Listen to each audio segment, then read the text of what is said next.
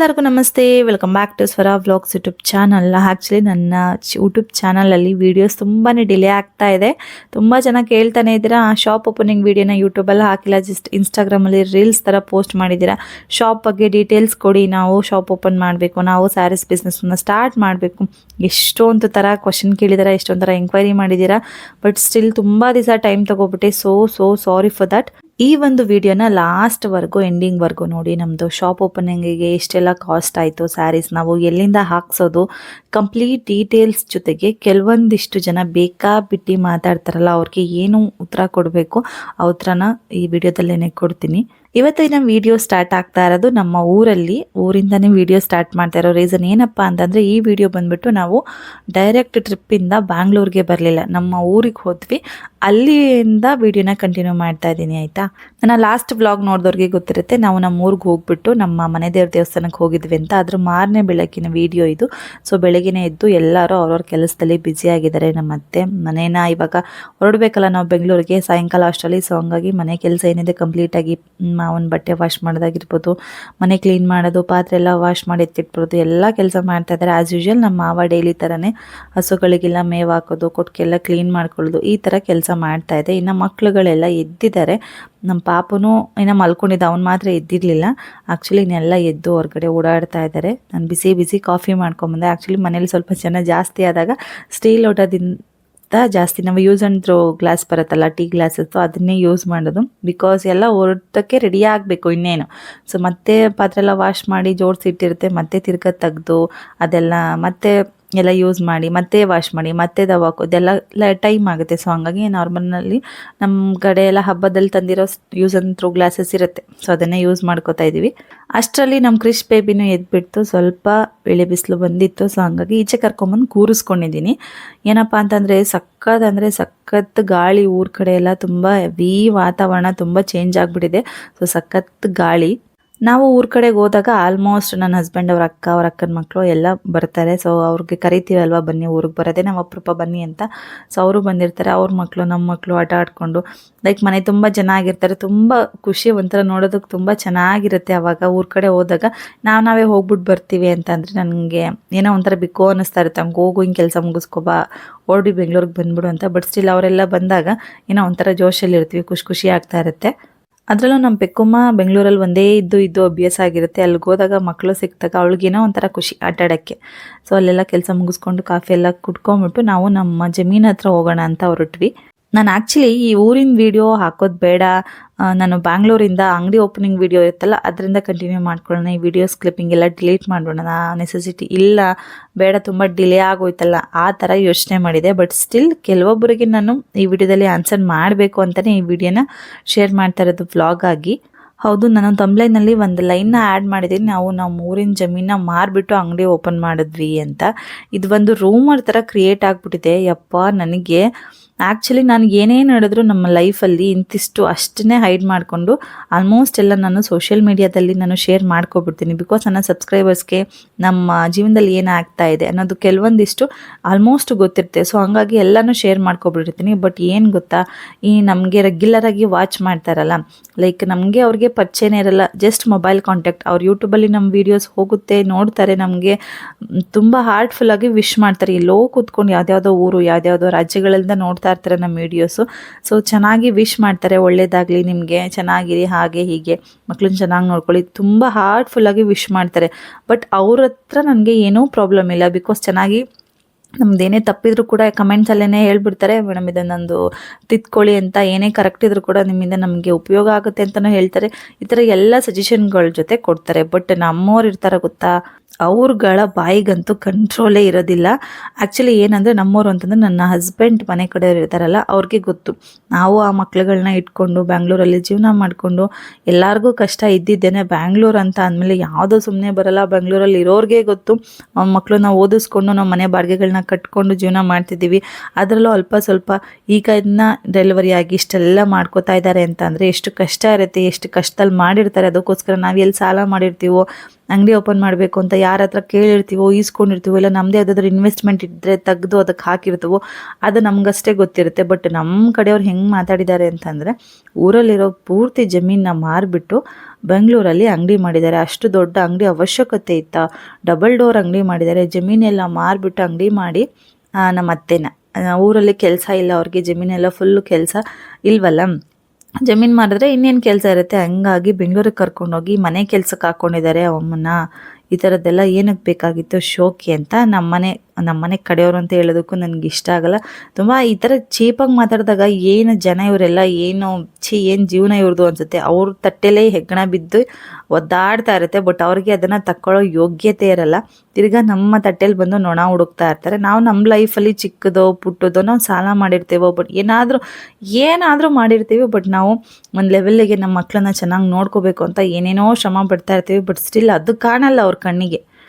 ಏನೋ ಒಂದು ಚೆನ್ನಾಗಿ ಮಾಡಿಬಿಟ್ರು ಅಂದರೆ ಅದು ಮಾಡಿರ್ತಾರೆ, ಇದು ಮಾಡಿರ್ತಾರೆ. ಅವ್ರ ಮೈಂಡಲ್ಲಿ ಕ್ಯಾಲ್ಕುಲೇಷನ್ ಹಾಕೊಂಡು ಒಳ್ಳೆ ಅಸಹ್ಯವಾಗಿ ಚೀಪಾಗಿ ಬಿಹೇವ್ ಮಾಡ್ತಾರೆ. ನನಗೆ ಈ ಟೈಮಲ್ಲಿ ಊರಿಗೆ ಹೋಗಿದ್ದ ಟೈಮಲ್ಲಿ ಒಬ್ಬರು ಇಬ್ಬರು ಕೇಳಿದಿದ್ರೆ ನಾನು ಇಷ್ಟು ತಲೆ ಕೆಡ್ಸ್ಕೊತಾ ಇರಲಿಲ್ಲ. ಎಷ್ಟು ಜನದ ಬಾಯಲ್ಲಿ ಬಂತು ಮಾತು ಅಂದರೆ, ನಾವು ಊರಲ್ಲಿರೋ ಜಮೀನೆಲ್ಲ ಮಾರ್ಬಿಟ್ಟು ಬೆಂಗಳೂರಲ್ಲಿ ಅಂಗಡಿ ಓಪನ್ ಮಾಡಿದ್ದೀರಂತೆ, ನೀವು ಹೆಂಗಾದ್ರೂ ಮಾಡ್ಕೊಳ್ಳಿ, ಪಾಪ ಅಮ್ಮನ ಕರ್ಕೊಂಡೋಗಿ ಯಾಕೆ ಮನೆ ಕೆಲ್ಸಕ್ಕೆ ಹಾಕ್ಕೊಂಡಿದ್ದೀರಂತೆಲ್ಲ.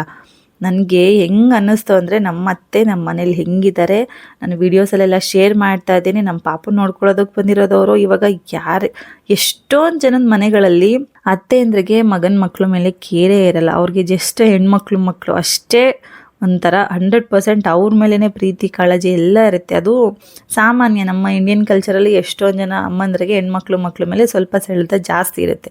ಬಟ್ ನಮ್ಮ ಮನೇಲಿ ಈಕ್ವಾಲಿಟಿಯಾಗಿ ಇವಾಗ ಅವ್ರ ಮಕ್ಳುಗಳೆಲ್ಲ ದೊಡ್ಡವರಾದ್ರು, ನಮ್ಮ ಅತ್ತಿಗೆ ಮಕ್ಳಿದಾರಲ್ಲ, ಅಂದರೆ ನಮ್ಮ ಅತ್ತೆಯವರ ಮಕ್ಕಳು ಅವರೆಲ್ಲ ಸ್ವಲ್ಪ ದೊಡ್ಡವ್ರು, ಅವ್ರದ್ದೆಲ್ಲ ಕೇರಿಂಗ್ ಕಾಳಜಿ ಎಲ್ಲ ಮುಗ್ದಿದೆ. ಇವಾಗ ನಮ್ಮ ಮಕ್ಳುಗಳು ಚಿಕ್ಕವು. ಸೊ ನಮಗೆ ನೋಡ್ಕೊಳ್ಳೋಕ್ಕೆ ಅಷ್ಟು ಆಗ್ತಾ ಇಲ್ಲ. ಅಂಗಡಿ ಮನೆ ವೀಡಿಯೋಸ್ ಇದೆಲ್ಲ ಅಂದ್ಕೊಂಡು ಇವಾಗ ಬಂದಿದ್ದಾರೆ, ನೋಡ್ಕೋತಾ ಇದ್ದಾರೆ. ಸೊ ಅವ್ರಿಗೇನು ಆ ಟೈಮಲ್ಲಿ ಏನು ಕೇರ್ ಮಾಡಬೇಕಿತ್ತು ಅದನ್ನು ಮಾಡಿದರೆ, ಇವಾಗ ನಮ್ಮ ಟರ್ನ್ ಅಲ್ವಾ, ಸೊ ನಮ್ಮ ಮಕ್ಳನ್ನ ಕೇರ್ ಮಾಡಬೇಕು. ಸೊ ಹಂಗಾಗಿ ಅವ್ರು ಬಂದಿದ್ದಾರೆ. ಅದು ಅವ್ರದ್ದು ಒಂದು ಜವಾಬ್ದಾರಿ. ಈಗ ನನ್ನ ಮಗ ಕಷ್ಟದಲ್ಲಿದ್ದಾನೆ, ಬರಬೇಕು, ಅವ್ನ ಮಕ್ಳು ನೋಡ್ಕೋಬೇಕು, ನಮ್ಮ ಕೈಲಾಗಿದ್ದಷ್ಟು ಸಾಕು ಕೊಡಬೇಕು ಅಂತ ಅವ್ರು ಬಂದಿರೋದು. ಬಟ್ ಸ್ಟಿಲ್ ಹೊಟ್ಟೆ ಹುರಿ ಹೆಂಗೆ ಅಂತ ಅಂದರೆ, ಅವ್ರಿಗೂ ಒಂದು ಹೆಲ್ಪ್ ಆಗಿ ಹೋಗಿದಾರಲ್ಲ. ನಾನು ಮತ್ತೆ ನಮ್ಮ ಮನೆಗೆ ಸ್ವಲ್ಪ ಬಂದಿರೋ, ನಮಗಂತೂ ಕಂಪ್ಲೀಟ್ಲಿ ಹೆಲ್ಪ್. ಹೌದು, ನನ್ನ ಮಗಳು ಸ್ಕೂಲಿಂದ ಹಿಡಿದು ನನ್ನ ಮಗು ನೋಡ್ಕೊಳ್ಳೋದ್ರಿಂದ ಹಿಡಿದು ಪ್ರತಿ ಮನೆ ಕೆಲಸ ಎಲ್ಲ ಅವರೇ ಮಾಡ್ಕೊಂಡು ಮಗು ಎಲ್ಲ ಮೇಂಟೈನ್ ಮಾಡ್ಕೊಳ್ಳೋದು. ಜಸ್ಟ್ ನಾವು ಅಂಗಡಿ ಸೋಷಿಯಲ್ ಮೀಡಿಯಾ ಇದೇ ಥರ ಆಗ್ಬಿಡ್ತೀವಿ ನಾವು ಡೇಸಲ್ಲಿ. ಸೊ ಅದು ಒಂಥರ ಎಲ್ಲರಿಗೂ ಅವ್ರಿಗೆ ಇವಾಗ ಅವರಿಲ್ಲ ಅಂದರೆ ನಮ್ಗೆ ಹೆವಿ ಕಷ್ಟ ಆಗೋದು. ಸೊ ನಮ್ಗೆ ಹೆವಿ ಕಷ್ಟ ಆದಾಗ ಯಾರ್ಯಾರು ಇದ್ದಾರಪ್ಪ ಅಂತ ಪರದಾಡೋ ಥರ ಆಗೋದು. ಅಂದರೆ ಇವಾಗ ನಮ್ಮ ರಿಲೇಷನ್ ಯಾರು ಹೆಲ್ಪ್ ಕೇಳೋಣ ಆ ಥರ ಆಗ್ಬಿಡ್ದು. ಬಟ್ ನಾವು ಯಾರೂ ಹೆಲ್ಪ್ ಕೇಳ್ತಾ ಇಲ್ಲ, ಯಾರು ತಂಟೆಗೂ ಹೋಗಲ್ಲ. ನಮ್ದಾಯಿತು, ನಮ್ಮ ಮಕ್ಕಳಾಯಿತು, ನಮ್ದೇನಾದರೂ ಬಿಸ್ನೆಸ್ ಆಯಿತು ಅಷ್ಟೇ. ನಮಗೇನಾದರೂ 10 ರೂಪಾಯಿ 20 ರೂಪಾಯಿ ಶಾರ್ಟೇಜ್ ಬಂತ, ಸೊ ನಮ್ಮಲ್ಲೇ ಏನಾದರೂ ಸೇವಿಂಗ್ಸ್ ಇತ್ತಾ ತೊಗೊಬಿಡ್ತೀವಿ. ಬಿಟ್ಟರೆ ಯಾರ ಹತ್ರನೂ 10 ರೂಪಾಯಿ ಕೈ ಚಾಚೋಣ, ಅವ್ರ ಹತ್ರ ಈಸ್ಕೊಳ್ಳೋಣ, ನೆಕ್ಸ್ಟ್ ಡೇ ಕೊಡೋಣ, ಈ ಥರದ್ದು ನಮಗೆ ಬರಲ್ಲ. ಸೊ ಹಂಗಾಗಿ ಯಾರ ಹತ್ರ ಕೇಳ್ತಾ ಇಲ್ಲ, ಮಾಡ್ತಾ ಇಲ್ಲ. ಸೊ ಅಂದ್ಬಿಟ್ಟು ಹಿಂಗೆ ಹಿಂದಗಡೆಯಿಂದ ಮಾತಾಡ್ತಾರೆ. ನನಗೆ ಎಷ್ಟು ಸಿಟ್ಟು ಬರುತ್ತೆ ಗೊತ್ತಾ. ಹಂಗಾಗಿನೇ ಈ ವಿಡಿಯೋದಲ್ಲಿ ನಾನು ತೋರಿಸ್ತಾ ಇದ್ದೀನಿ. ನಮ್ಮ ಫುಲ್ಲು ಜಮೀನು ಎಷ್ಟಿದೆ ಅಷ್ಟನ್ನು ನೋಡ್ಕೊಂಡು ಹೋಗೋಣ ಅಂತ ಬಂದ್ವಿ. ಏನಕ್ಕೆ ಸೇಲ್ ಮಾಡೋಣ ಅಂತ ಇದು ನಮಗಿನ್ನ ಬಂದೇ ಇಲ್ಲ. ಅದರಲ್ಲೂ ಕೂಡ ಇರೋನೊಬ್ಬ ಮಗ ನಮಗೆ. ಇವಾಗ ಊರ ಕಡೆ ಬರೋ ಜಮೀನೆಲ್ಲ ಸೇಲ್ ಮಾಡಿದ್ರೆ 2 ಚಿಕ್ಕ ಅಂಗಡಿಲ್ಲ ನಾವು ಆರಾಮ್ಸೆ ಬೆಂಗಳೂರಲ್ಲಿ ಸೈಟ್ ತೊಗೊಂಡು ನಮ್ಗೆ ಕಣ್ಣಿಗೆ ಬೇಕಾಗಿರೋ ಥರ ಮನೆ ಕಟ್ಕೋಬೋದು. ಅಷ್ಟು ಬೆಲೆಗೆ ನಮ್ಮ ಜಮೀನಂತೂ ಹೋಗುತ್ತೆ. ಬಟ್ ನಮ್ಗೆ ಅದು ನೆಸೆಸಿಟಿನೇ ಇಲ್ಲ. ನಮ್ಗೆ ಊರ ಕಡೆ ಜಮೀನು ಬೇಕು. ಸೊ ಹಂಗಾಗಿನೇ ನಾವು ಪ್ರತಿ ಸತಿ ಬಂದಾಗಲೂ ಹೊಲದ ಕಡೆ ಬಂದೇ ಬರ್ತೀವಿ ನೋಡ್ಕೊಳ್ಳೋದಕ್ಕೆ. ಸೊ ಇವಾಗ ನೋಡ್ತಿರ್ಬೋದು, ಇದೆಲ್ಲ ಫುಲ್ ನಮ್ಮ ಜಮೀನೇನೆ. ಅಂದರೆ ನಮ್ಮ ಮನೆಯವ್ರ ಹೆಸರಲ್ಲಿ ಆಲ್ರೆಡಿ ಇದೆಯಲ್ಲ ಅದೇ ಜಮೀನು. ಜೋಳ ಎಲ್ಲ ಹಾಕಿದ್ದಾರೆ. ಮಾತಾಡೋ ಮಾತುಗಳು ಹೆಂಗೆ ಹಿಡಿತದಲ್ಲಿ ಇರಬೇಕು ನನ್ನ ಅನಿಸಿಕೆ ಪ್ರಕಾರ. ಹೌದು, ಈಗ ರೀಸೆಂಟಾಗಿ ನಮ್ಮ ರಿಲೇಷನಲ್ಲೊಬ್ಬರು ಸಾವಾಗಿತ್ತು ಅಂತ ಸಾವಿಗೆ ಹೋದಾಗ ಯಾರು ನೋಡಿದ್ರು ಕೇಳ್ತಾರೆ, ನಿಮ್ಮ ಜಮೀನು ಮಾರ್ಬಿಟ್ಟು ನಿಮ್ಮ ಅತ್ತೆ ಮಾವನ ಬೆಂಗಳೂರಿಗೆ ಕರ್ಕೊಂಡು ಕೆಲ್ಸಕ್ಕೆ ಹಾಕೊಂಡಿದ್ದೀರಂತೆ, ನಿಮ್ಮ ಅಂಗಡಿ ಓಪನ್ ಮಾಡೋದಕ್ಕೆ ಅವ್ರ ಜಮೀನು ಮಾರಿದ್ದೀರಂತೆ. ಸೊ ನಮ್ಮನೆ ಕಡೆಯವರೇ ಮಾತಾಡಿರೋದಿದ್ದು. ನನಗೆ ಹೆಂಗಾಯಿತು ಅಂತಂದರೆ, ನಿಜವಾಗ್ಲೂ ಸಿಕ್ಬಿಡಿದಿದ್ರೆ ನನಗೆ ಬಾಯಿಗೆ ಏನೇನು ಬರ್ತಿತ್ತು ಅದೇ ಮಾತಾಡ್ತಾಯಿದ್ದೆ. ಏನು ಗೊತ್ತಿರಲ್ಲ, ಗುರಿ ಇರಲ್ಲ, ಮಾಡೋದಕ್ಕೆ 10 ಪೈಸಾ ಕೆಲಸ ಇರಲ್ಲ. ಸುಮ್ಮನೆ ಕುತ್ಕೊಂಡು ಬೊಗ್ಳುಕೋತಾ ಇದ್ದಾರೆ ಹಿಂದ್ಗಡೆ. ನನಗಂತೂ ಡೈರೆಕ್ಟಾಗಿ ಸಿಕ್ಕಿ ಮಾತಾಡಿ ಮಕ್ಕುಗಿಯೋ ಥರ ಇದ್ಬಿಟ್ಟಿದ್ರೆ ನಿಜವಾಗ್ಲೂ ಅಲ್ಲೇ ಹೇಳ್ಬಿಡ್ತಾ ಇದೆ. ಬಟ್ ಆದರೆ ನನ್ನ ಹತ್ರ ಮುಂದ್ಗಡೆ ಮಾತಾಡೋದಕ್ಕೆ ಧೈರ್ಯ ಇಲ್ಲ. ಬರೀ ಹಿಂದ್ಗಡೆನೇ ಮಾತಾಡಿಕೊಂಡು ಬರೀ ಇವನೇ ಮಾಡ್ತಾ ಇರ್ತಾರೆ. ಸೊ ಹಾಗಾಗಿ ನೋಡ್ತಾರೆ, ಕಂಟಿನ್ಯೂಸ್ ಆಗಿ ನನ್ನ ವೀಡಿಯೋಸ್ ಎಲ್ಲ ನೋಡ್ತಾರೆ. ಹಾಗಾಗಿನೇ ವಿಡಿಯೋದಲ್ಲಿ ಇಷ್ಟು ನಾನು ಹೇಳ್ತಾ ಇರೋದು. ನೋಡ್ತಿರ್ಬೋದು, ನಾವು ಅಲ್ಲಿ ಕಾರೇನು ಸ್ಟಾರ್ಟ್ ಮಾಡಿದ್ವಿ ಎಲ್ಲ ಅಲ್ಲಿಂದ ಹಿಡಿದು ಇಲ್ಲಿ ಲಾಸ್ಟ್ ಗೇಟ್ವರೆಗೂ ಇದು ನಮ್ಮದೇನೇ ಜಮೀನು. ಯಾನಕ್ಕೆ ಸೇಲ್ ಮಾಡೋಣ, ಸೊ ಆ ಊರಲ್ಲಿ ಮಾರ್ಬಿಟ್ಟು ಬೆಂಗಳೂರಲ್ಲಿ ಬಂದು ಶೋಕಿ ತೋರಿಸ್ಬೇಕು ಅನ್ನೋಂಗಿದ್ರೆ ನಾವು ಯಾವುದೋ ಕಾಲದಲ್ಲಿ ಶೋಕಿ ತೋರಿಸ್ತಾ ಇದ್ವಿ. ನಮ್ಮ ಕಷ್ಟದಲ್ಲಿ ನಮ್ಮ ಹತ್ರ ಏನಿರುತ್ತೋ ಅದ್ರಲ್ಲಿ ಮಾಡ್ಕೊಳ್ಳೋಣ, ಹೆಂಗೋ ಜೀವನ ಸಾಕೊಳ್ಳೋಣ ಮಾತಾಡ್ಕೊಳ್ಳೋಣ ಅಂತ ಸಾಕೋತಾ ಇದ್ರೆ ಬರೀ ಇಲ್ಲದ ಸಲ್ಲೋದು ಮಾತಾಡ್ಕೋತೇವೆ. ನನಗಂತೂ ಸಖತ್ ಬೇಜಾರಾಯಿತು. ಹೋಗಿರೋದು ಸಾವಿಗೆ ಒಬ್ಬರು ಇಬ್ಬರು ಅಲ್ಲ, ಬಂದವರೆಲ್ಲ ಅದೇ ಮಾತು, ನೀವು ಮತ್ತೆ ಬೆಂಗಳೂರಲ್ಲಿದ್ದಾರ, ಹಿಂಗೆ ಮಾಡಿಬಿಟ್ಟಿದ್ದೀರಂತೆ, ಯಪ್ಪ ಅಚ್ಚಿ ಏನು ಜನ ಹೆಂಗೆ ಹಬ್ಬಿಸ್ಕೊಂಬತ್ತಾರೆ ಅಂತ ನನಗಂತೂ ತುಂಬ ಸಿಟ್ಟು ಬಂತು. ಸೊ ಫೈನಲಿ ಅದಕ್ಕೋಸ್ಕರನೇ ಆ ಕ್ಲಿಪ್ಪಿಂಗ್ಸ್ ಎಲ್ಲ ಹಾಕೋಣ ನಮ್ಮ ಜಮೀನು ಎಷ್ಟಿದೆ ಅಂತ ಅಂದ್ಬಿಟ್ಟು. ಸೊ ಪ್ರೆಸೆಂಟ್ ಇವಾಗ ಅದನ್ನೆಲ್ಲ ತೋರಿಸಿ ಕ್ಲಿಯರ್ ಮಾಡಿದ್ದೀನಿ. ಯಾರ್ಯಾರೆಲ್ಲ ಕೇಳಿದ್ರು ನನಗೆ ಅವರೆಲ್ಲ ನೋಡ್ತಾರೆ, ಆಲ್ಮೋಸ್ಟ್ ನಮ್ಮ ರಿಲೇಷನ್ಸಲ್ಲಿ ಎಲ್ಲರೂ ನೋಡ್ತಾರೆ ನನ್ನ ವೀಡಿಯೋಸು. ಸೊ ಅವ್ರು ಕೇಳಿದಾಗ ನಾನು ಅಲ್ಲಿ ಏನು ಇಷ್ಟೊಂದು ಎಕ್ಸ್ಪ್ಲೈನ್ ಏನು ಮಾಡೋಕ್ಕಾಗಲ್ಲ, ಹ್ಞೂ ಅಂದ್ಕೊಂಡು ಸುಮ್ಮನೆ ಬಂದೆ ಅಷ್ಟೇ. ಬಿಟ್ಟರೆ ಯಾರು ಹೇಳಿದ್ದು ನಿಮಗೆ, ಬಿಡಿ ಅದಕ್ಕೆಲ್ಲ ಉತ್ತರ ಕೊಡೋಣ, ಟೈಮ್ ಬರುತ್ತೆ ಅಂದ್ಬಿಟ್ಟು ಸುಮ್ಮನೆ ಆಗಿಬಿಟ್ಟಿದ್ದೀನಿ. ಅದು ಬಿಟ್ಟರೆ ಇನ್ನೇನು ಇಲ್ಲ, ಅಲ್ಲಿ ಏನೂ ಮಾತಾಡೋಕ್ಕೆ ಹೋಗಲಿಲ್ಲ. ನಾವು ಹೋಗಿರೋದೇ ಸಾವೋಗಿ, ಇನ್ನೇನು ಅಲ್ಲೇನು ಮಾತಾಡ್ಕೊ ಕೂತ್ಕೊಳ್ಳೋಣ ಅಂತ ಅಂದ್ಬಿಟ್ಟು ನೆಕ್ಸ್ಟ್ ಜಮೀನೆಲ್ಲ ನೋಡಿಕೊಂಡು ಸ್ವಲ್ಪ ನಮ್ಮ ಮನೆ ಜೋಳ ಹಾಕಿರೋ ಕಡೆ ಎಲ್ಲ ಏನೋ ಹಂದಿ ಕಾಟ ಅಂತೆಲ್ಲ ಹೇಳ್ತಾ ಇದ್ರು, ಅದನ್ನೆಲ್ಲ ನೋಡಿಕೊಂಡು ಏನಾಗಿದೆ ಜಮೀನು ಅಂತೆಲ್ಲ ಬಂದ್ವಿ. ಮನೆ ಹತ್ರ ಬಂದಮೇಲೆ ನಮ್ಮ ಮತ್ತೆ ಫುಲ್ ಕೆಲಸ, ಅವ್ರು ಸ್ಟಾಪೇ ಮಾಡಿಲ್ಲ. ಬಿಕಾಸ್ ಒಂದು ಮಧ್ಯಾಹ್ನ ಅಷ್ಟರಲ್ಲಿ ನಾವು ಹೊರಡಬೇಕಿತ್ತು ಬೆಂಗಳೂರಿಗೆ ಹೋಗೋ ಅಷ್ಟರಲ್ಲಿ ಇರೋ ಬರೋ ಕೆಲಸ ಎಲ್ಲ ಕ್ಲಿಯರ್ ಮಾಡಬೇಕಿತ್ತು. ಪಾಪನ ಮನೆ ಹತ್ರನೇ ಬಿಟ್ಟು ಹೋಗಿದ್ವಿ ಎಲ್ಲ, ಬಂದ್ಬಿಟ್ಟು ಎತ್ಕೊಂಡು ಅವ್ನು ಆರಾಮ್ಸೆ, ನಾವು ಯಾರೂ ಇಲ್ಲ ಅಂದರೂ ಕೂಡ ಯಾರ ಹತ್ರ ಅವ್ನಿಗೇನು ಜಸ್ಟ್ ಫೀಡ್ ಕೊಟ್ಟರೆ ಸಾಕು, ಅವ್ನು ಆರಾಮ್ಸೆ ಯಾರ ಹತ್ರನಾದರೂ ಇರ್ತಾನೆ, ನಾವೇ ಬೇಕು ಅಂತ ಕೇಳಲ್ಲ ಅವನು. ಸೊ ಆಲ್ಮೋಸ್ಟ್ ಒಂದು ಮಧ್ಯಾಹ್ನ ಟೈಮೇ ಆಯಿತು. ಅಷ್ಟರಲ್ಲಿ ನಮ್ಮ ಮನೆಗೆ ಒಬ್ಬರು ರಿಲೇಷನ್ ಬಂದರು. ಇವ್ರು ಬಂದ್ಬಿಟ್ಟು ನನ್ನ ಹಸ್ಬೆಂಡ್ ಅವರ ಅಕ್ಕಂಗೆ ಅಳಿಮೈ ಆಗಬೇಕು. ಸೊ ಅವ್ರ ಬರ್ಡೇ ಇತ್ತಂದೆ, ನಮಗೂ ಗೊತ್ತಿರಲಿಲ್ಲ ಆ್ಯಕ್ಚುಲಿ. ಊರಿಗೆ ಹೋಗಿ ಅವ್ರ ಸ್ಟೇಟಸ್ ಎಲ್ಲ ನೋಡಿದ್ಮೇಲೆ ಗೊತ್ತಾಯಿತು. ಸೊ ನನ್ನ ಹಸ್ಬೆಂಡ್ ಅವ್ರ ಅಕ್ಕ ಇದ್ದಾರಲ್ಲ, ಅವರೆಲ್ಲ ಕೇಕ್ ಕಟ್ ಮಾಡಿಸಿ ಇಲ್ಲಿಗೆ ಬರೋಕ್ಕೂ ಅಂದರೆ ಕೇಕ್ ತೊಗೊಂಬರೋಕ್ಕೂ ಮುಂಚೆನೇ ಹೋಗಿ ನಮಗೆ ರಾಮನಾಥ್ಪುರ ದೇವಸ್ಥಾನ ಹತ್ರ ಆಗುತ್ತೆ, ಅಲ್ಲೆಲ್ಲ ದೇವಸ್ಥಾನಕ್ಕೆ ಹೋಗಿ ಪೂಜೆ ಮಾಡಿಕೊಂಡು ಒಂದೇ ಬರ್ತಾ ಹಾಗೆ ಕೇಕ್ ಎಲ್ಲ ತೊಗೊಂಡು ಬಂದು ಕಟ್ ಮಾಡಿಸ್ತಾ ಇದ್ದಾರೆ. ನಮ್ಗೆ ಇವ್ರ ಕಡೆ ಹೋದಾಗ ಈ ಥರದ್ದೆಲ್ಲ ಜಸ್ಟ್ ಒಂದೊಂದು ಟೈಮ್ ಸಿಗುತ್ತೆ ಅಷ್ಟೇ, ಯಾವಾಗಲೂ ಸಿಗಲ್ಲ. ಈ ಥರ ಎಲ್ಲರೂ ಜಾಸ್ತಿ ಮನೆಗೆ ಬರೋದು ಮತ್ತು ಖುಷಿಯಾಗಿರೋದು, ಲೈಕ್ ಫ್ರೆಂಡ್ಲಿ ನೇಚರ್ದ ಇರ್ತಾರಲ್ಲ, ತುಂಬ ಖುಷಿಯಾಗುತ್ತೆ. ಈ ಸತಿ ಹೋಗಿ ಬಂದಿದ್ದಕ್ಕೂ ಎಷ್ಟು ಖುಷಿ ಆಯ್ತಲ್ಲ ನಮ್ಮ ಮನೆಗೆ ಅನ್ನೋ ಥರ ಒಂಥರ ಫೀಲಿಂಗ್ ಆಗುತ್ತೆ. ಸೊ ತುಂಬ ಚೆನ್ನಾಗಾಯಿತು ಈ ಸತಿ ಹೋದಾಗಂತೂ ನಮಗೆ. ಇವರು ಆ್ಯಕ್ಚುಲಿ ನನಗೆ ಬ್ರದರ್ ಆಗಬೇಕು, ಲೈಕ್ ಏಜಲ್ಲಿ ತಮ್ಮನ ಥರನೇ ಆಗಬೇಕು ನನಗೆ. ಕೇಕ್ ಎಲ್ಲ ಕಟ್ ಮಾಡಿಬಿಟ್ಟು ಅವರು ತುಂಬ ಅರ್ಜೆಂಟ್ ಮಾಡ್ತಾಯಿದ್ರು, ಬಿಕಾಸ್ ಅವರು ಬೇರೆ ಕಡೆ ಪಾರ್ಟಿ ಇತ್ತು, ನಾನು ಹೋಗಬೇಕು ಅಂತ. ಫೈನಲಿ ಕೇಕ್ ಎಲ್ಲ ಕಟ್ ಮಾಡಿಸಿ ಎಲ್ಲರಿಗೂ ತಿನ್ನಿಸಿ, ಮತ್ತು ನಮ್ಮ ಮಾವ ಮಿಸ್ ಆಗಿಬಿಟ್ಟಿದ್ರಲ್ಲಿ. ಬಿಕಾಸ್ ಒಂದು 11 ಗಂಟೆ ಮೇಲಾದರೆ ನಮ್ಮ ಮಾವ ಇರಲ್ಲ, ನಮ್ಮ ಹೊಲ್ದ ಹತ್ರ ದನ ಎಲ್ಲ ಕರ್ಕೊಂಡು ಹೋಗ್ಬಿಡ್ತಾರೆ. ಸೊ ನಾವೇ ಇದ್ವಿ, ನಮ್ಮ ಅತ್ತೆ, ನಾವು, ನಮ್ಮ ಮಕ್ಕಳು, ಇಷ್ಟೇ ಜನ ಇದ್ದಿದ್ದು. ನಮ್ಮ ಮಾವ ಸಿಗಲಿಲ್ಲ. ಸೊ ಅವ್ರು ಬಂದು ಎಲ್ಲರ ಹತ್ರನೂ ಮಾತಾಡಿಸ್ಕೊಂಡು, ಮತ್ತು ರಾಮನಾಥ್ಪುರ ದೇವಸ್ಥಾನಕ್ಕೆ ಹೋಗಿದ್ರು ಅಂತ ಹೇಳಿದ್ನಲ್ಲ, ಅದೆಲ್ಲ ಪ್ರಸಾದ ಎಲ್ಲ ಕೊಟ್ಟು ಪಾಪನೆಲ್ಲ ಆಟ ಆಡಿಸಿ ಸ್ವಲ್ಪ ಟೈಮ್ ಇದ್ದು ಹೊರಟರು. ಆ್ಯಕ್ಚುಲಿ ನಾವು ಇತ್ತೀಚೆಗಷ್ಟೇ ಅಂದರೆ ಜಸ್ಟ್ ಬೆಂಗಳೂರಿನ ಬರೋದು, ಮನೆಯಲ್ಲಿರೋದು, ಮನೆ ಕೆಲಸ ಏನು ಬಂದ್ವಿ ಅದು ಮುಗಿಸ್ಕೊಳ್ಳೋದು, ಹೋಗೋದು ಅಷ್ಟೇ ಮಾಡ್ತಾಯಿದ್ವಿ. ತುಂಬ ರೀಸೆಂಟಾಗಿಂದ ನಮಗೆ ಯಾರ್ಯಾರ ಹತ್ರದಲ್ಲಿರ್ತಾರೆ ಗೊತ್ತಾ, ನಮ್ಮ ರಿಲೇಷನ್ಸ್, ಲೈಕ್ ಈ ಥರ ನಮ್ಮ ಹಸ್ಬೆಂಡ್ ಅವ್ರ ಅಕ್ಕ ಆಗಿರ್ಬೋದು, ಇವಾಗ ಇವರು ಬಂದಿದ್ದಾರಲ್ಲ ಸುದ್ದು ಅವರಾಗಿರ್ಬೋದು, ಇನ್ನೊಂದಿಷ್ಟು ಜನ ಇದ್ದಾರೆ. ಲೈಕ್ ಅವರೆಲ್ಲ ಸೇರ್ಕೊಂಡಾಗ ಒಂಥರ ಖುಷಿಯಾಗುತ್ತೆ. ಫಸ್ಟ್ ನಮ್ಮ ಕೆಲಸ ಏನು, ನಾವು ಬಂದ್ವಾ ಬೆಂಗಳೂರಿಂದ ಮುಗಿಸ್ಕೊಂಡ್ವಾ ಓದುವ ಅಷ್ಟರಲ್ಲೇ ಇದ್ವಿ. ಬಟ್ ಇವಾಗೆಲ್ಲ ಇದರಲ್ಲಿ ಈ ಥರ ಎಂಜಾಯ್ ಮಾಡೋದಕ್ಕೆ ನನಗಂತೂ ತುಂಬ ಖುಷಿ. ಬಿಕಾಸ್ ಬೆಂಗಳೂರಲ್ಲಿ ಬರೀ ಬೆಳಗ್ಗೆ ಏಳು ಕೆಲಸ ಮಾಡು, ಮತ್ತೆ ತಿರ್ಗಾ ಕೆಲಸ ಮಾಡು, ಸಂಜೆ ಮಲ್ಕೋ, ಮತ್ತೆ ಬೆಳಗ್ಗೆ ಏಳು ಅದೇ ಕೆಲಸಗಳು ಇದೇ ಥರ ಆಗ್ತಿರುತ್ತೆ. ಲೈಕ್ ಊರಿಗೆ ಹೋದಾಗ್ಲಾರು ಈ ಥರದ್ದೆಲ್ಲ ಒಂದೊಂದ್ಸತಿ ಇನ್ಸಿಡೆಂಟ್ ನಡೆದ್ರೆ ನಮಗೂ ಪದೇ ಊರಿಗೆ ಹೋಗೋದಕ್ಕೆ ಮತ್ತು ಅವ್ರ ಜೊತೆ ಮತ್ತೆ ಮಿಂಗಲ್ ಆಗೋದಕ್ಕೆ ತುಂಬ ಖುಷಿ ಅಂತ ಅನಿಸುತ್ತೆ. ಆ್ಯಂಡ್ ನಮ್ಮ ಪಾಪುಗೆ ಕೇಳ್ತಾ ಇದ್ರಿ ಏನು ಫುಡ್ ಕೊಡ್ತಾ ಇದ್ದೀರಾ ಅಂತ ನಾನು ಲಾಸ್ಟ್ ವಿಡಿಯೋದಲ್ಲೂ ಹೇಳಿದ್ದೆ. ನಾನು ಅನ್ನಪೂರ್ಣೇಶ್ವರಿಗೆ ಕರ್ಕೊಂಡು ಹೋಗಿ ಬಂದಮೇಲೆ ಸ್ವಲ್ಪ ಕಫ ಜಾಸ್ತಿ ಆಗಿಬಿಟ್ಟಿದೆ ಅವನಿಗೆ.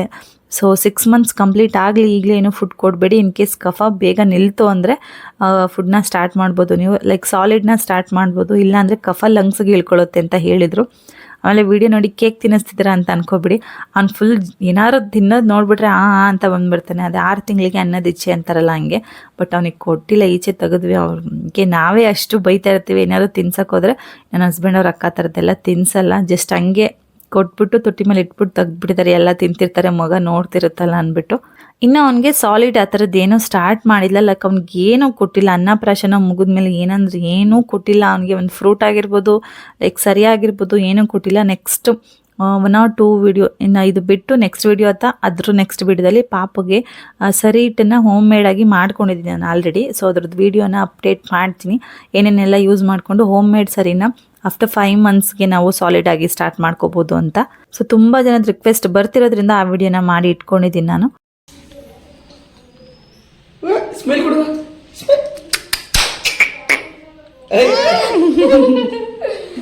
ಆ್ಯಂಡ್ ಎಲ್ಲ ಸೆಲೆಬ್ರೇಷನ್ ಎಲ್ಲ ಮುಗಿಸ್ಕೊಂಡಾದ್ಮೇಲೆ ಅವರು ಹೊರಟ್ಬಿಟ್ರು. ನಾನು ಅವಾಗೇ ಹೇಳ್ತಾ ಇದ್ದೆ ಟೈಮ್ ಆಗುತ್ತೆ ಅಂತ. ಸೊ ಮಳೆನೂ ಬರೋ ಥರ ಆಗ್ಬಿಟ್ಟಿತ್ತಲ್ಲ, ಸೊ ಬೇಗ ಹೋಗೋಣ ಅಂತ ಹೊರಟು. ನಮ್ಮ ಮನೆಯವರ ಅಕ್ಕ ಬರಬೇಕಾದ್ರೆ ಊರಿಂದ ಹಲಸಿನ ಹಣ್ಣು ನನಗೆ ಜಾಸ್ತಿ ಇಷ್ಟ ಅಂತ ಒಂದೊಂದ್ಸತಿ ಹೇಳಿರ್ತೀವಿ, ಹಲಸಿನ ಹಣ್ಣು ಇದ್ರೆ ತೊಗೊಂಬನ್ನಿ ಅಂತ. ಲಾಸ್ಟ್ ಟೈಮು ತಂದು ಕೊಟ್ಟಿದ್ರು ಆ್ಯಂಡ್ ಈ ಟೈಮು ತೊಗೊಂಡು ಬಂದರು.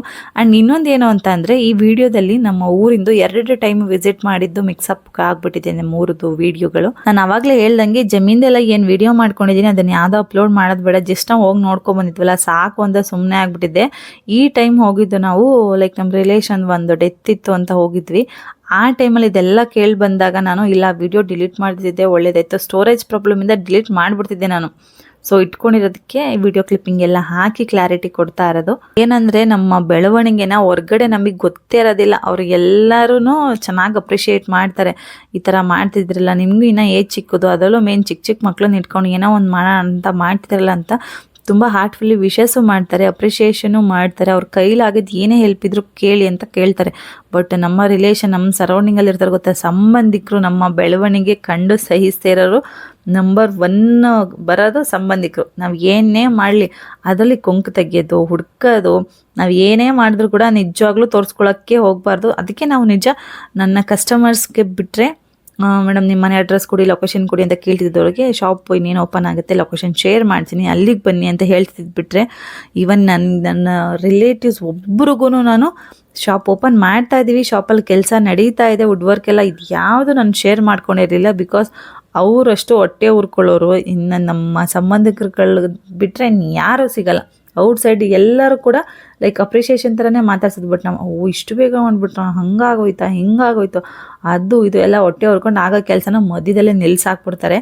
ನನಗಾಗಿದ್ದಂಥ ಓನ್ ಎಕ್ಸ್ಪೀರಿಯೆನ್ಸ್ ಇದು. ನನ್ನ ಅನಿಸಿಕೆ ಅಷ್ಟೇ, ನಾವು ಯಾರಿಗೂ ಎಂತ ಕೇಳೋಕ್ಕೋಗಲ್ಲ. ನಮ್ಮ ಹತ್ರ 10 ಪೈಸಾ ಇಲ್ಲ ಕೊಡಿ, ಇಲ್ಲ ಹಿಂಗೆ ಒಂದು ಸಿಚುವೇಶನ್ ಇದೆ ನಮ್ಮ ಮಕ್ಕಳನ್ನ 10 ನಿಮಿಷ ನೋಡ್ಕೊಳ್ಳಿ, ಇಲ್ಲ ಏನೋ ಕೇಳೋಕ್ಕೋಗಲ್ಲ. ನಮ್ಮ ಪಾಡಿಗೆ ನಾವು ಇರ್ತೀವಿ. ಬಟ್ ನಮ್ಮ ಪಾಡಿಗೆ ನಾವಿದ್ದು ಲೈಕ್ ಏನಾದರೂ ಒಂದಾಯಿತು. ಈಗ ಬೆಂಗಳೂರಲ್ಲಿ ಜೀವನ ಅಂತ ಅಂದರೆ ಗೊತ್ತೇ ಇರುತ್ತೆ, ತಿಂಗಳ ಪೂರ್ತಿ ದುಡಿ, ವಾರದ ಕೊನೆಯಲ್ಲಿ 1 ದಿವಸ ರೆಸ್ಟ್ ಮಾಡೋಂಥ. ಬಟ್ ಈಗ ನಮ್ಮ ಬಿಸ್ನೆಸ್ ಹೆಂಗೆ ಅಂತಂದರೆ ವಾರದಲ್ಲೂ ರೆಸ್ಟ್ ಇಲ್ಲ, ಯಾವುದಲ್ಲೂ ರೆಸ್ಟ್ ಇಲ್ಲ, ಡೈಲಿ ಇದ್ದೇ ಇರುತ್ತೆ. ಸೊ ಇಂಥ ಟೈಮಲ್ಲಿ 1 or 2 ಡೇಸ್ ಊರಿಗೆ ಹೋಗಿ ಬರೋಣ ನೆಮ್ಮದಿಯಾಗಿ ಅಂತ ಹೋದಾಗ ಇವೆಲ್ಲ ಕೇಳಿದಾಗ ಎಷ್ಟು ಸಿಟ್ಟು, ನೆತ್ತಿಗೆ ಕೋಪ ಹತ್ತತ್ತೆ ಅಂದರೆ ನಿಜ. ಡೈರೆಕ್ಟ್ ನನ್ನ ಹತ್ರ ಮಾತಾಡಿದರೆ ಮಾತ್ರ ಈ ಮಾತುಗಳೆಲ್ಲ ನಿಜವಾಗ್ಲೂ ನನ್ನ ಬಾಯಲ್ಲಿ ಬರ್ದಿರೋ ಮಾತುಗಳೆಲ್ಲ ಬರ್ತಿತ್ತು. ಆ ಥರನೇ ಮಾತಾಡ್ತಿದ್ದಿದ್ದು ನಾನು.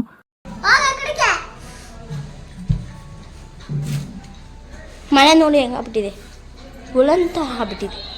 ಮನೆ ನೋಡೋಕ್ಕಾಯ್ತಲ್ಲ, ಇದು ರೂಮು. ಹಬ್ಬದ ದಿನ ಮಾಡ್ತಾರಲ್ಲ ಅದಕ್ಕಿಂತ ಕೀಳಾಗಿದೆ. ಇವನೊಬ್ಬ ಮನೆಗೆ ಬಂದರೆ ದಯ್ಯ, ಈ ದಯ್ಯ ಹುಡುಗ. ಬಟ್ ಏನು ಮಾಡೋದು, ನಮ್ಗಳ ಹತ್ರ ಮಾತಾಡಿದ್ರೆ ನಾವು ಸುಮ್ಮನೆ ಬಿಡಲ್ಲ. ಯಾಕಂದರೆ ಕಷ್ಟಪಟ್ಟು ದುಡಿಯೋರು ಯಾರೋ ಸುಮ್ಮನೆ ಮಾತು ಕೇಳೋದಕ್ಕೆ ಇಷ್ಟಪಡಲ್ಲ. ಹಂಗಾಗ್ಬಿಟ್ಟು ನಾನು ಅಂದೆ ಮಾತಾಡಿಲ್ಲ, ಬರೀ ಹಿಂದ್ಗಡೆನೇ ಮಾತಾಡ್ಕೊ ತಿರುಗ್ತಾ ಇದ್ದಾರೆ. ತಿರ್ಗಾಡ್ಕೊಳ್ಳಿ, ಅವ್ರಿಗೆ ಅದೇ ಕೆಲಸ. ನಾಯಿ ಬೊಗಳಿದ್ರೆ ಭೂಲೋಕ ಹಾಳಾಗಲ್ಲ ಅಂದ್ಕೊಂಡು ಬೊಗಳ್ಕೊಳ್ಳೋದೇ ಕೆಲಸ, ಬೊಗಳುತ್ತಾ ಇರಲಿ.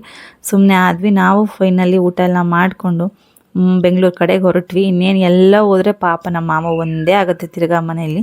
ಎಲ್ಲರಿಗೂ ಬಾಯ್ ಮಾಡಿ ಮಾವಂಗೂ ಮಾತಾಡೋಕ್ಕೆ ಸ್ಟಾರ್ಟ್ ಮಾಡ್ತು. ಮಾವ ಎಲ್ಲ ಹೋಗ್ತಿರಲ್ಲ ಅಂತ ಬೇಜಾರಾಗುತ್ತೆ ಪಾಪ. ಅದಕ್ಕೂ 2-3 ದಿವಸ ಮಕ್ಕಳೆಲ್ಲ ಬರ್ತಾರೆ, ಮಗನ ಮಕ್ಕಳು ಮತ್ತು ನಮ್ಮ ಪಾಪು. ಇವಾಗ ಅದೊಂದೇ ಪುಟಾಣಿ ನಮ್ಮ ಮನೇಲಿ ಇರೋದು, ಲಾಸ್ಟ್ ಪುಟಾಣಿ ಅದು. 2-3 ದಿವಸದವರೆಗೂ ಮನೆ ತುಂಬ ಗಲಗಲ ಅಂತ ಸೌಂಡ್ ಮಾಡ್ಕೊಂಡಿದ್ದೆ. ಇವಾಗೆಲ್ಲ ಹೋಗ್ಬಿಟ್ರೆ ಮನೆ ಬಿಕೋ ಅನ್ಸುತ್ತಲ್ವ. ಸೊ ಅವ್ರಿಗೂ ಫೀಲಿಂಗ್ ಆಗುತ್ತೆ ಪಾಪ, ಬೇಜಾರು ಮಾಡ್ಕೊಂಡು ಮಾತಾಡ್ತಾರೆ. ಮತ್ತೆ ಯಾವಾಗ ಬರ್ತೀರವ, ಎಲ್ಲ ಬರ್ತೀರಾ, ನೀವು ಮಾತ್ರ ಬರ್ತೀರಾ, ಎಲ್ಲ ಕೇಳುತ್ತೆ ಪಾಪ. ನಮಗೆ ಈ ಟೈಮಲ್ಲಿ ಹೊರಟ್ರೆ ಬ್ಯಾಂಗ್ಳೂರಿಗೆ ಒಂದು 7:30-8 ಗಂಟೆ ಅಷ್ಟರಲ್ಲಿ ರೀಚ್ ಆಗ್ತೀವಿ. ಟ್ರಾಫಿಕ್ ಇರುತ್ತೆ. ಸೊ ನಾವು ಹಂಗೆ ಯಾವಾಗಲೂ ಕೂಡ ಒಂದು 6 ಗಂಟೆ 6:30 ಟೈಮಲ್ಲಿ ಹೊರಡ್ತೀವಿ ಬ್ಯಾಂಗ್ಳೂರಿಗೆ. ಬಿಕಾಸ್ ಸ್ವಲ್ಪ ಫ್ರೀ ಆಗುತ್ತೆ ಅಂತ ಅಂದ್ಬಿಟ್ಟು ನಮ್ಮ ಮನೆಯಿಂದ, ಅಂದರೆ ನಮ್ಮ ಊರಿಂದ ನಮ್ಮ ಬ್ಯಾಂಗ್ಳೂರು ಮನೆ ಇರೋದು ಬಂದ್ಬಿಟ್ಟು ಆಲ್ಮೋಸ್ಟ್ ಒಂದು 5 ಅವರ್ಸ್ ಜರ್ನಿ ಆಗುತ್ತೆ. 5 ಗಂಟೆಗಳ ಕಾಲ ಜರ್ನಿ ಮಾಡ್ಬೇಕು ನಾವು. ಇನ್ ಕೇಸ್ ನಾವು ಟ್ರಾಫಿಕಲ್ಲಿ ಅಥವಾ ಮಳೆಯಲ್ಲಿ ಸಿಕ್ಕಾಕೊಂಡ್ವಿ ಅಂದರೆ ಎಕ್ಸ್ಟ್ರಾ ಆಗಿಬಿಡುತ್ತೆ. ಸೊ ಹಂಗಾಗಿ ಮಳೆ ಗಿಳೆ ಎಲ್ಲ ನೋಡಿಕೊಂಡು, ಬಿಸಿಲು ಟೈಮಲ್ಲಿ ಮಾತ್ರ ಯಾವತ್ತೂ ಹೊರಡಲ್ಲ. ಈವ್ನಿಂಗ್ ಮಾಡ್ಕೊಂಡೇ ಹೊರಡೋದು, ಆಲ್ಮೋಸ್ಟ್ ಸಾಯಂಕಾಲ ಮಾಡ್ಕೊಂಡೇ ಹೊರಡೋದು. ಅಲ್ಲಿಂದನೂ ಹೊರಟ್ವಿ ನಾವು ಹೋಗೋಣ ಅಂತ ಅಂದ್ಬಿಟ್ಟು. ಅಂತೀವೇ ಹೋಗ್ತಾ ಹಂಗೆ ನನ್ನ ಹಸ್ಬೆಂಡ್ ಅವರ ಅಕ್ಕನ ಇರ್ತಾರಲ್ಲ, ಅವ್ರ ಅಕ್ಕನ ಮನೆ ಹತ್ರ ಎಲ್ಲ ಡ್ರಾಪ್ ಮಾಡಿಬಿಟ್ಟು ಅಲ್ಲಿಂದನೂ ಹೊರಡಬೇಕು. ಬಟ್ ನಾವು ಏನೇ ಪ್ಲ್ಯಾನ್ ಮಾಡ್ಕೊ ಹೊರಡ್ರು ನೋಡಿ ಮಳೆ ಆಗಲೇ ಹನಿ ಸ್ಟಾರ್ಟ್ ಆಗೋಯ್ತು. ನಾವು ಅಲ್ಲಿಂದ ಮನೆಯಿಂದ ಹೊರಟಾಗ ಅಷ್ಟೇನೂ ಇರಲಿಲ್ಲ. ನಾವು ಇನ್ನೇನು ಸ್ವಲ್ಪ ಮುಂದೆ ಬಂದ್ವಿ, ಒಂದು 20 to 25 ಮಿನಿಟ್ಸ್ ಅಷ್ಟೇ. ಫುಲ್ಲು ಮೋಡ ಎಲ್ಲ ಕೌತ್ಕೊಂತು ಮಳೆ ಸ್ಟಾರ್ಟ್ ಆಯಿತು. ಮಳೆ ಸ್ಟಾರ್ಟ್ ಆಯಿತು ಅಂದರೆ ಕಾರಲ್ಲಿ ಹೋಗೋದಕ್ಕೆ ತುಂಬ ಪ್ರಾಬ್ಲಮ್ ಆಗುತ್ತೆ. ಸೊ ಯಾವ ವಿಡಿಯೋ ಏನೂ ಮಾಡ್ಕೊಳ್ಳಿಲ್ಲ, ಬರೀ ಮಕ್ಕಳನ್ನ ಸುಧಾರಿಸೋದೇ ಆಯಿತು. ನೆಕ್ಸ್ಟ್ ಬಂದುಬಿಟ್ಟು ಇದು ಅದರ ನೆಕ್ಸ್ಟ್ ಡೇ ಮಾರ್ನಿಂಗು, ಇದು ನಮ್ಮ ಶಾಪ್ದು ವೀಡಿಯೋ. ನನಗೆ ವೀಡಿಯೋ ಎಲ್ಲೂ ಶೇರ್ ಮಾಡಿಲ್ಲ, ಜಸ್ಟ್ ಶಾಪ್ ಓಪನಿಂಗ್ ಪೂಜೆ ಮಾಡ್ತಿರೋ ವೀಡಿಯೋ ಬಿಟ್ಟರೆ ನಾವು ಶಾಪ್ ಎಲ್ಲ ಓಪನ್ ಮಾಡಿದ್ವಿ ಏನು ಎತ್ತ ಯೂಟ್ಯೂಬಲ್ಲಂತೂ ಒಂದು ಪಿನ್ ಡ್ರಾಪ್ ಕೂಡ ಶೇರ್ ಮಾಡಲೇ ಇಲ್ಲ ನಾನು.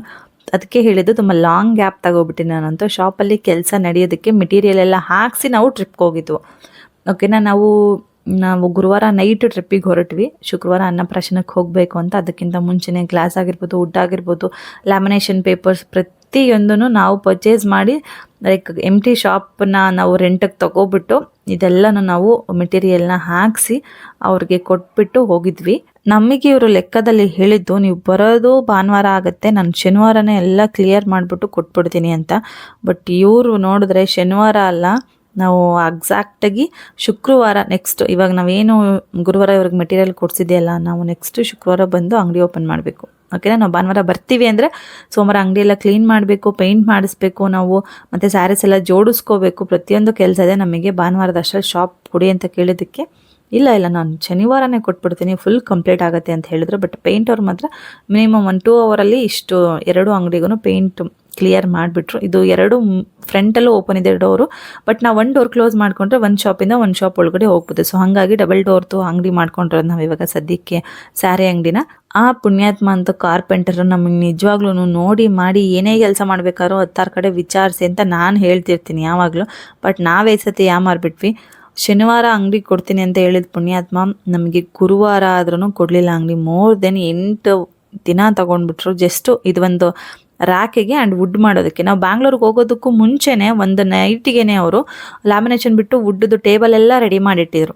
ಆ್ಯಂಡ್ ಇನ್ನೊಂದು ನಾವು ಕೊಟ್ಟಿದ್ದ ಮೆಜರ್ಮೆಂಟಿಗೆ ಮಾಡೇ ಇಲ್ಲ ಪುಣ್ಯಾತ್ಮ. ನಾವು ಎಷ್ಟು ಹೇಳಿದ್ವಿ ಅಷ್ಟು ಕ್ಲಿಯರಾಗಿ ಹೇಳಿದ್ವಿ, ಮೆಜರ್ಮೆಂಟ್ ತೊಗೊಂಡಿದ್ದಾರೆ, ಬಟ್ ಜಸ್ಟ್ 8 ಅಡಿ ಟೇಬಲ್ ಅಷ್ಟೇ ಮಾಡಿದರೆ ನಮ್ಗೆ 11 ಅಡಿ ಟೇಬಲ್ ಬೇಕಾಗಿತ್ತು.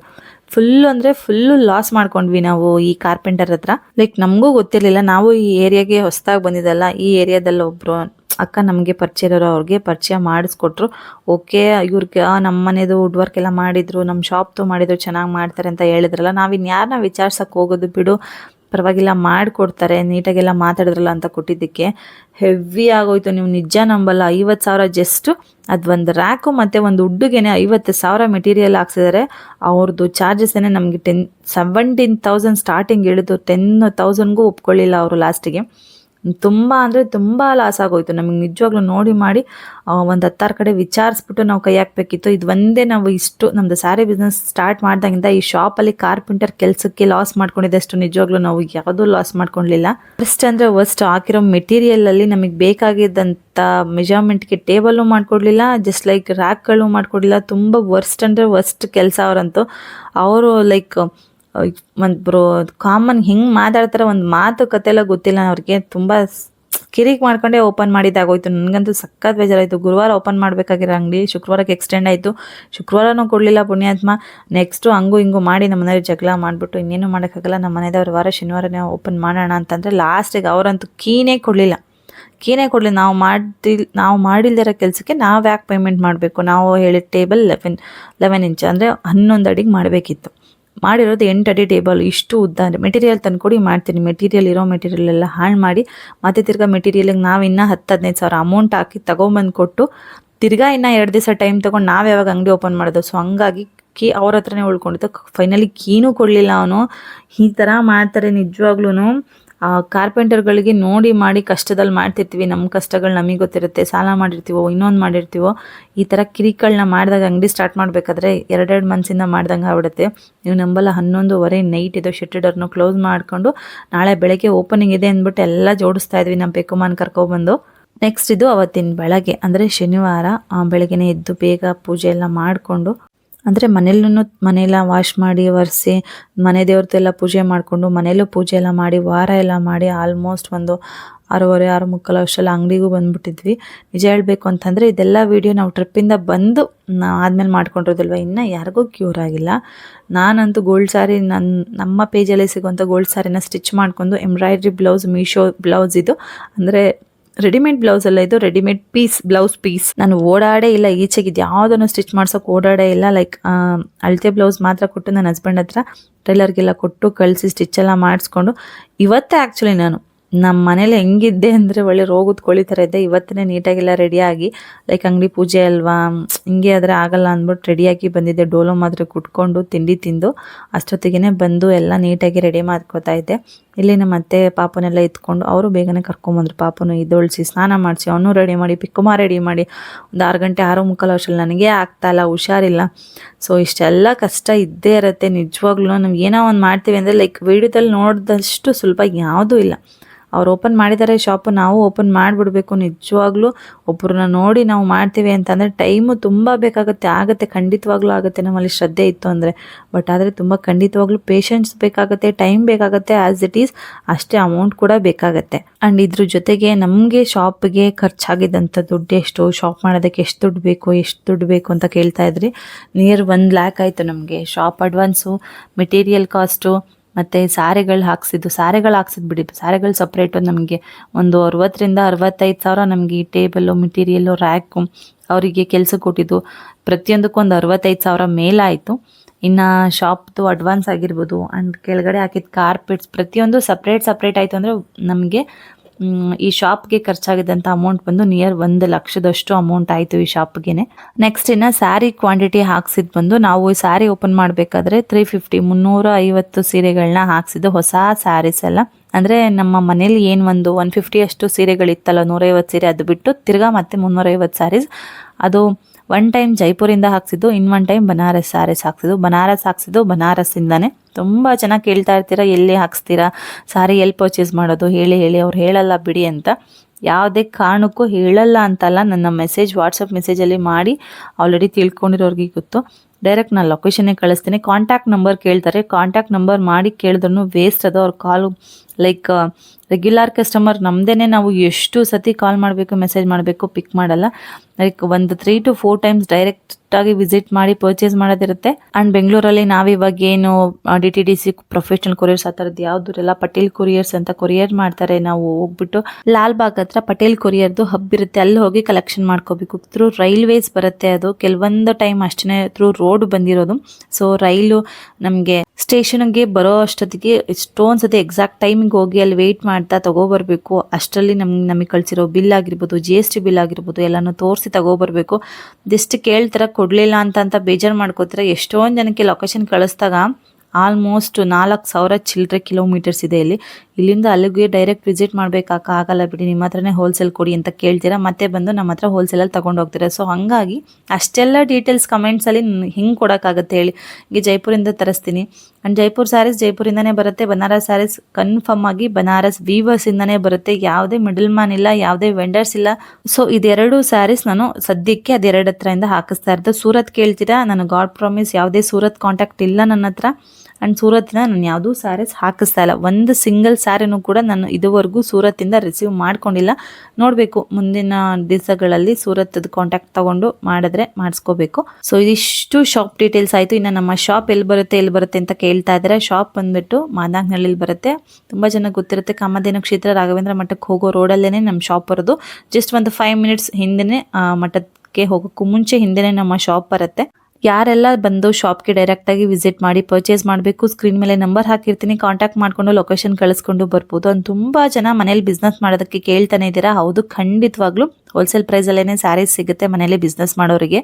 ನನ್ನ ಎಷ್ಟೊಂದು ವ್ಲಾಗ್ಸಲ್ಲಿ ಹೇಳಿದ್ದೀನಿ, ನಮ್ಮ ಹತ್ರ ಸ್ಯಾರೀಸ್ ಹೋಲ್ಸೇಲ್ ಪ್ರೈಸಲ್ಲಿ ಸಿಗುತ್ತೆ. ವಿಡಿಯೋದಲ್ಲಿ ಏನು ತೋರಿಸ್ತೀನಿ ಅಲ್ಲ, ಆ ಸ್ಯಾರೀಸ್ ಅದಕ್ಕಿಂತ ಕಮ್ಮಿ ಪ್ರೈಸಲ್ಲಿ ಹೋಲ್ಸೇಲ್ ಪ್ರೈಸಲ್ಲಿ ಸಿಗುತ್ತೆ. ಬಂದು ಪರ್ಚೇಸ್ ಮಾಡಿ, ಡೈರೆಕ್ಟ್ ವಿಸಿಟ್ ಮಾಡಿ ನಿಮ್ಮ ಬಿಸ್ನೆಸ್ನ ಸ್ಟಾರ್ಟ್ ಮಾಡ್ಕೊಳ್ಳಿ. ಅಥವಾ ಥ್ರೂ ವಿಡಿಯೋ ಕಾಲ್ ಆದರೂ ಮಾಡಿ ಸೆಲೆಕ್ಷನ್ ಮಾಡ್ಕೋಬೋದು. ನಾವು all over India courier supply ಕೊಡ್ತೀವಿ ಅಂತ. ಜೊತೆಗೆ ಬಿಸ್ನೆಸ್ ಚೆನ್ನಾಗಿ ರನ್ ಆಗಬೇಕು, ಚೆನ್ನಾಗಿ ಕ್ಲಿಕ್ ಆಗಬೇಕು ಅಂತ ಅಂದರೆ ಏನೆಲ್ಲ ಗೈಡೆನ್ಸ್ ಇರುತ್ತೆ ಅದೆಲ್ಲನೂ ಕೂಡ ನಾನು ನನ್ನ ಹೋಲ್ಸೇಲ್ ಅವ್ರಿಗೆ ಖಂಡಿತವಾಗ್ಲೂ ಕೊಟ್ಟಿರ್ತೀನಿ.